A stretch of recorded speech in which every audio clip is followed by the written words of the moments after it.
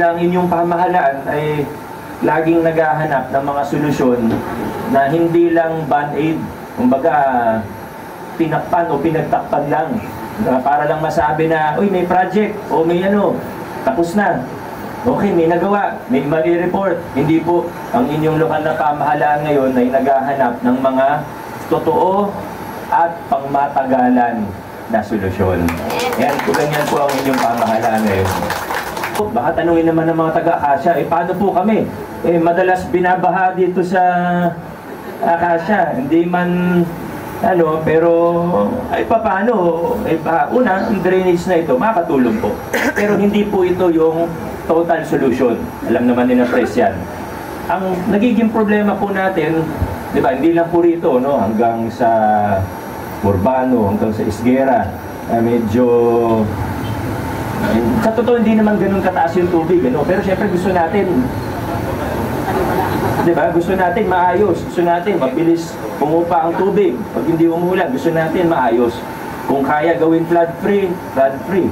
Kung pwede, kahit walang drainage o gutter deep, yun po ang goal po talaga natin. Yan ang mission po talaga natin. Ngayon, ano po yung nagiging problema natin? Sa totoo, hindi na po drainage yung problema natin. Ang problema natin, yung mga kalsada natin, mas mababa po kaysa sa ating sapa, yung water level. Ibig sabihin, kahit maayos yung drainage mo, pag tumaas na yung tubig sa creek, wala na.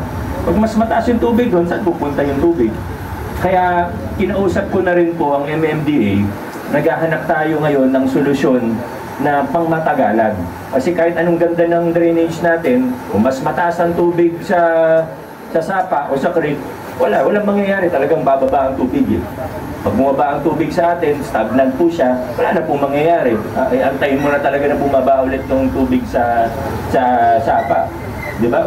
Mula sa ilog pa nga, sa totoo. Kaya, nakausap natin ang MMDA ngayon, naghahanap tayo ng solusyon. Kasi sa totoo, pag pinag-usapan ng mga waterways, hindi lang po yan Pasig. Pag sinabi ng Pasig River, hindi yan po Pasig City lang. Maliit na maliit lang ang bahagi natin sa Pasig River. Ganun din po sa Marikina River. At sa iba pang mga waterways natin, magkakarugtong po yan.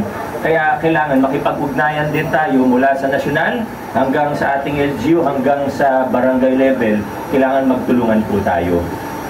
Hindi ko na po i-detalye yung buong lahat-lahat ng ginagawa natin, pero binabanggit ko lang po yan ngayon para alam nyo po na may ginagawa ang inyong lokal na pamahalaan, hindi lang yung mga drainage na ganito, kundi nag-iisip tayo